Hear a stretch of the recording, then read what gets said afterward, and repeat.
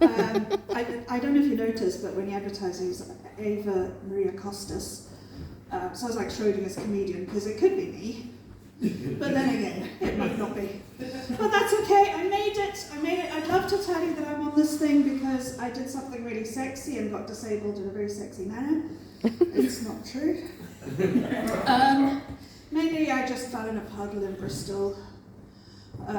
Somebody rushed over, she was like, "Are you okay?" She didn't laugh, like to her eternal credit, because it is funny when fat ladies fall over. She just said, "Are you okay?" And I was like, "No, I'm in a puddle." And then I realised how that sounds. I'm like, "I didn't pee myself." She went, "No, well done." I would have. I found my people. Anyway, that was a while ago. So you're allowed to laugh at me being disabled because clearly I'm a klutz. I've come here today from Swansea, which I know isn't as impressive as when I usually say that when I'm gigging places like Cardiff or Bristol or Taunton or in my head. But at least you guys know to pay me respect because I did live in Town Hill for a while. So go Town Hill. And I love Swansea. It's one of the most beautiful places in the whole world, I think, and I know that because I wasn't born in Swansea, I was born in Zimbabwe. I had a partner once say to me, "You're born in Zimbabwe?" I was like, "Yeah." He went, "Which part?" I was like, "All of me." Anyway, but yeah, I love Swansea. I love that it's like a nice area. And you know it's a nice area because it has a library. But it's also quite a rough area, and you know it's rough because the sign of the library says "shut the fuck up." And, also because they have 3 kinds of recycling bag in the library in Swansea. They've got green ones, that's for your card or your glass. And that's for after your parties, you know. And then you've got the pink one, which is your plastics, for your pop needles. And then you've got the black one, which is for the bodies of the rival drug dealers. But it's organic, so it's okay, people, it's okay. So yeah, it's lovely to be here. I love it up here. I'm obviously a bit stressed about getting up here, so I feel I might have peaked, so you're going to have to be gentle with me. I've not been here before, so I'm a virgin. A CU virgin. So you're going to have to be gentle with me. And I usually update people about my love life at this point. I'm single again. Aww. I'm a widow. Yay.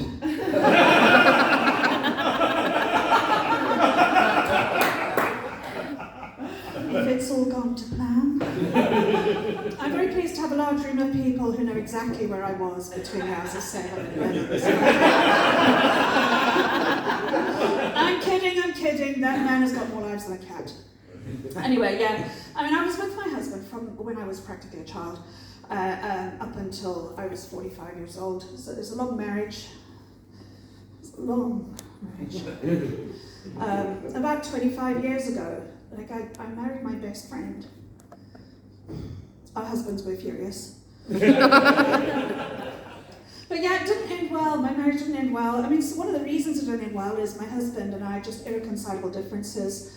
Like differences in thought, you know, like he thinks Ann Summers should have a try before you buy. He's a bit entitled. He's not Mr. Right, he's Mr. Always Right. He has erectile dysfunction.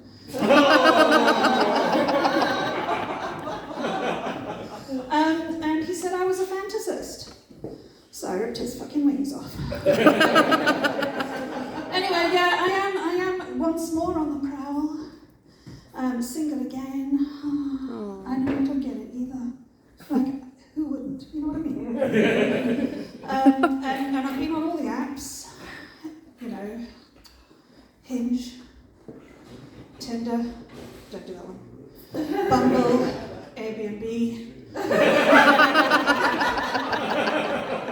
To be fair, the host was surprised. But I gave him a good review.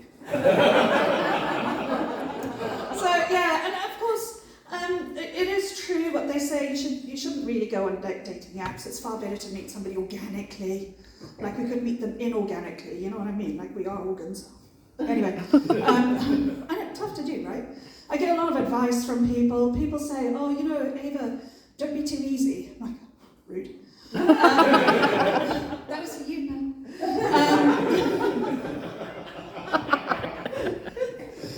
Yeah, you know, don't be too easy. Men love the thrill of the chase.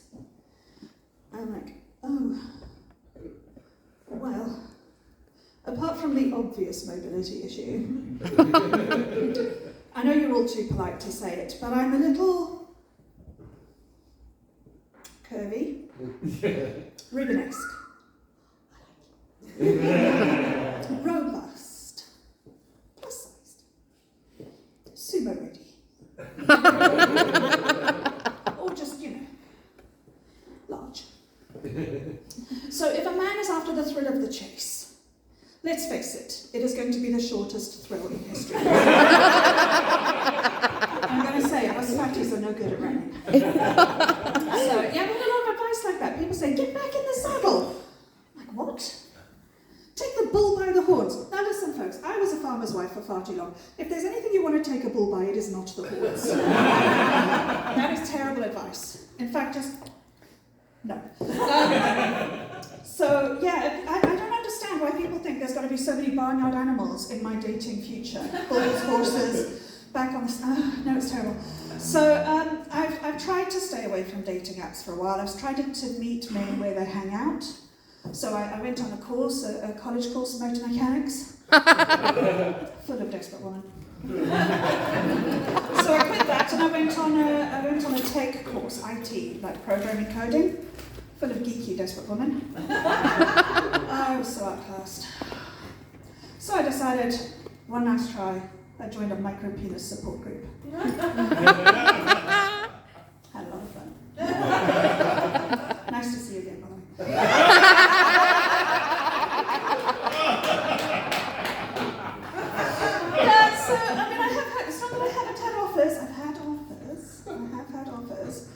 It's been quite difficult lately. I lost a front tooth. In Swansea as well. Like, there's no fucking dentist in Swansea, right? I don't know if you were reading in the newspaper the other day. Wales Online, so not really news. Anyway, moving on. And I'd lost my tooth, and I read in the news that a dentist in Swansea had been arrested. I was like, no, we need to. But anyway, yeah, this dentist was arrested for being a drug dealer in Swansea, and I was like, Jesus, you think you know someone, you know? I've been going to that man for 5 years. I had no idea he was a dentist. So,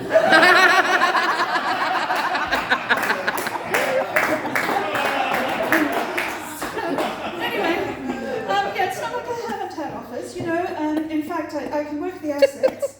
Oh, are you okay, Han? Can anybody do the Heimlich? Yeah. Oh dear. Right. There's no way you can get an ambulance here, honey. You're going to have to breathe through it. Anyway, where was I? Can't remember. Oh yes, I didn't get to see the dentist, did I? That was bad. Yeah, so I had this hole in my gap in my teeth. And I noticed women are lovely about this. Women are looking at me and go, oh honey, what happened? And you tell them, and they're like, no. And I know that when I walk away, they're being bitches, but it's nice. You know, we get that sisterly love when we're face to face. Men, no. No men noticed. Like none. One guy nearly noticed. I had to go, oi, mister. Eyes down here. That was close. I mean, it is the difference between men and women, isn't it? When I meet a new man and I meet my friends, they go, what is he like? I'm like, oh, he's tall. And they're like, what's his job? What does he do? Colour his eyes? How does he smile? How does he drive? What does he like with waiters? They want to know everything. Right, men, I'm seeing a new girl. All right. Someone asked my ex, what's your new girl like? He went, short, big set of norks. So yeah, I know there is a difference between men and women. I've known men for 20 years who couldn't pick me out of a police lineup and never once looked at my face. But moving on, I was telling you about, by the way guys, I get it, because if you date a comedian, you're going to land up at some point behind a mic. That she's going to tell people about you. It's just how it is. And I tend to make dates for the people. I don't make dates. I sometimes make dates. I make names for the dates that I've had that it hasn't worked out, right? Usually about their worst trait. So for instance, there's cream egg guy. So-called, he's the only person I've ever met who used the words cream egg and masturbate in the same sentence. It's as ugly as you think. Yeah, cream egg guy had to go. There was caravan guy. I had a drink and tissues to tell you that one. So we're not going to go into caravan guy today. There's 20p sandwich guy. Classy. There was a commitment phobe guy. I really liked him. We were together for a while. He was terrified of women, which I kind of get. And he faced his fear by going on Tinder. And, yeah, I was really fond of him. He wouldn't commit though, he was terrified of commitment. Like, he wouldn't move in with me. He wouldn't say I love you. He wouldn't get my name tattooed on his dick. Like, it's 3 letters, you know what I mean? Anyway, so we had an open relationship, which was a surprise to me. Because I didn't know I was in an open relationship until someone pointed out his Tinder profile to me. You know what I did, right? Totally stalked him. You don't understand.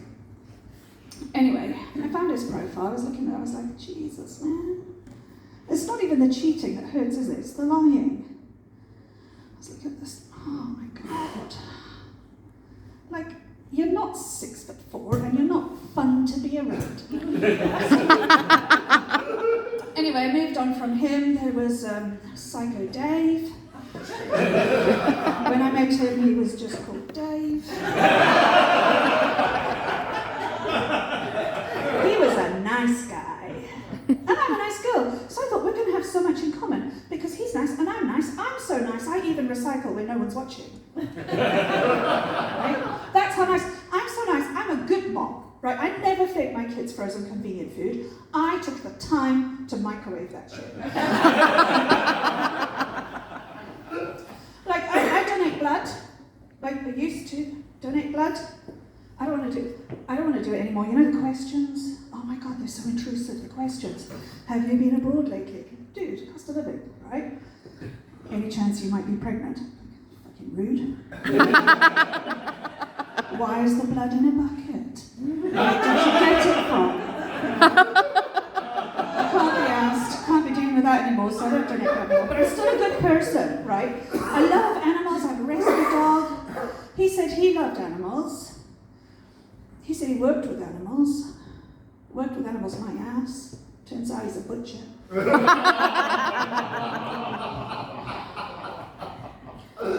a drug addict. Oh. He's addicted to Viagra. I took it hard.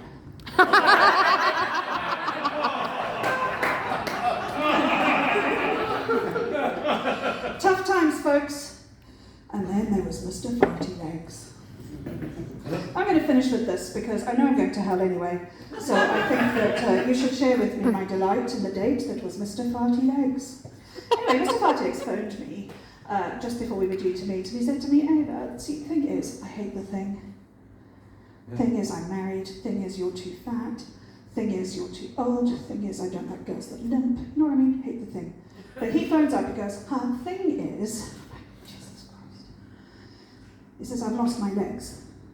I went, oh, careless.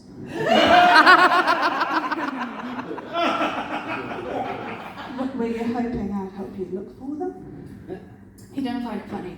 I don't know why, some people have no sense of humour. Anyway, he said, no, it's just like, do you mind dating a disabled person? I was like, clearly not. Since I live as one, and it's fine, I can do this, right? I can totally do this, it's absolutely fine. It's what's inside that matters. Tony, his name was. Farty leg Tony. It's what inside that matters, Tony. Anyway, he said, I'll pick you up. And because I was a newbie at dating, I didn't know that you don't do that. Ladies, we don't do that, do we? We don't give them our address and tell them where we fucking live, do we? Apart from me, I do that. So anyway, he turned up at my house driving one of those cars that disabled people have to drive. It's the rules. It looks like a toaster.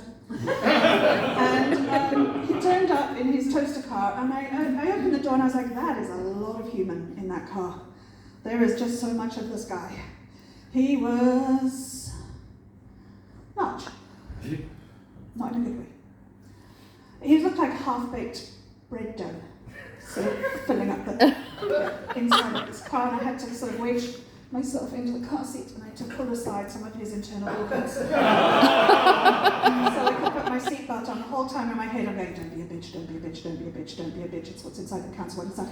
And the rest of me is going, yeah, but we didn't think we'd have to dig so deep to fucking find it. But it's okay because he's just a big, I'm a big person, he's a big, it's fine, right?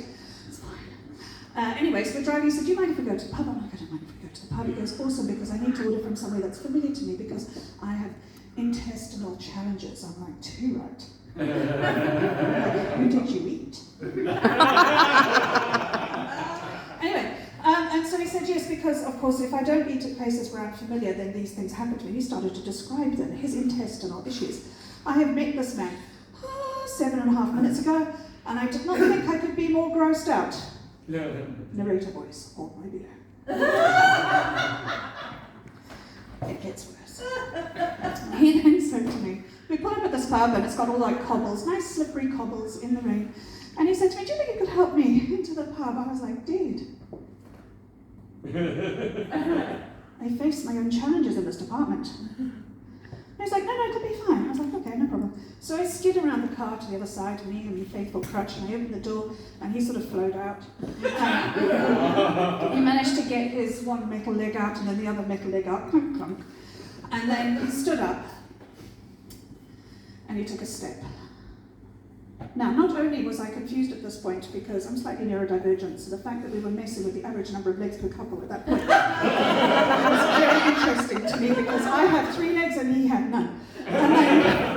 But that was not distracting enough for me to not notice the fact that every time he put his feet on the floor, his legs made a horrible, wet fart noise. And if there's one thing I've learned in my life, it's not even disabled people are allowed to laugh at disabled people. I practically had a stroke trying not to laugh. It was terrible. Every step he's like, and I was like, I was like, are you alright? Bashes the pub door open, both sides because we can't fit one. Smash. Every head in the pub turns around and looks at us, and for the first time I see him in the light. He had 3 teeth. Oh. And he went, oh, you're lovely. Kiss a kiss. Oh. I tell you, I was out. I said, I tried to let him down gently. I was like, Tony, you and I are not going to work out. And he goes, why? And I said, well, because of one of the major things about life, which is that I'm not a small lady. And you are not a small gentleman, and that means we can never go for a walk on the beach. And he went, why? I can walk on the beach. I went, no. We can never walk on the beach, because someone's going to report us to Greenpeace. And with that, I thank you so much. You've been awesome. Take care, everybody.